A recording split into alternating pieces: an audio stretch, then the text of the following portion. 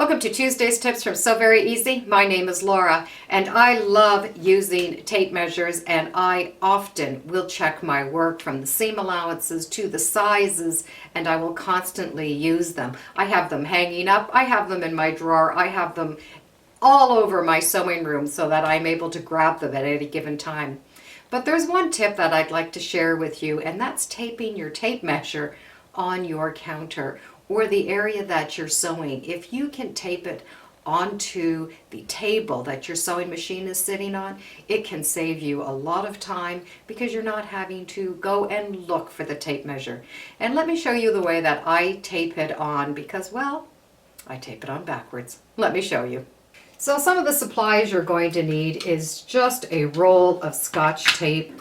And the other thing you should use is this packing tape, and it's clear, and it's not the one with threads in it. It's completely clear. And of course, a tape measure.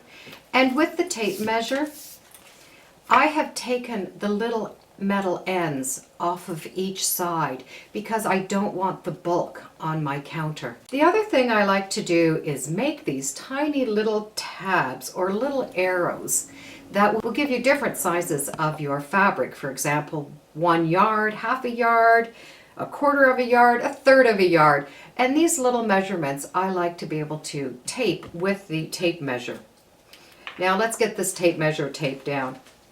You would normally be thinking to start with the 1 and 2 all the way along here towards your sewing machine. And that would be the normal way we'd be thinking about it.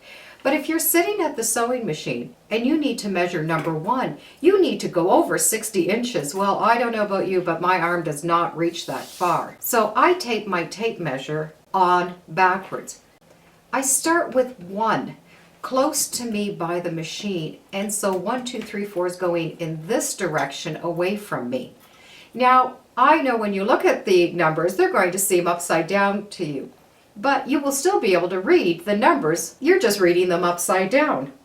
So the first thing we need to do is tape this tape measure down so that we can tape the large tape on. So the first thing I'm going to do is I'm going to just put small pieces of tape just to secure this to where I'm going to want it to be.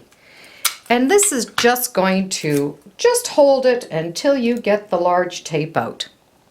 I will push the tape measure down so that it's nice and flat. So I have the tape measure just temporarily taped down.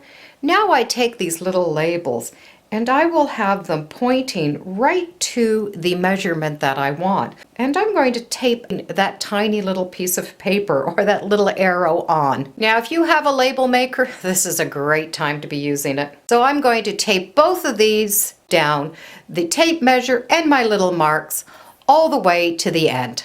Make sure your packing tape does not have any wrinkle ends on it. Make sure it has a nice clean cut at the beginning, and you will be able to see if it's wrinkled, and you do not want it wrinkled because you want the tape measure to become the tabletop and you want it perfectly smooth. So the first thing we're going to do is cover the tape measure and the words that we have written, and start with the very front end and make it nice and smooth. Then you're able to pick up the tape, and pulling the tape tight, you're going to be able to just run your hand along the tape as you go along, and you're going to be able to do this all the way right to the end, and it will not have any wrinkles or little bubbles in it. Now, in order for this to really be stuck down, I like to take something that is made out of wood, and I will rub the tape right against the counter. And you will notice that the tape will become very, very transparent, and do this all the way along, and it's going to stay on quite well. And if you don't like it, you can always remove it. So there we have it. So for the price of an extra tape measure and a little roll of packing tape, well, you will always have that tape measure handy right beside your sewing machine. Now, if your table is not the full length, you can cut that tape measure to the size you want. Or if you only wanted your arm's length, after all, that's all you can reach, then you can cut it there. I know the numbers will seem a little odd at first because, well, you're reading upside down, but if we're sitting at the machine, we're going to start counting at 1 and going over. I do hope you give this a try because it is a great time saver, and, well, you will always know where your tape measure is. Thank you for joining me today on Sew Very Easy. Feel free to subscribe, and as always, come on back and let's see what we're sewing next time in the sewing room. Bye for now.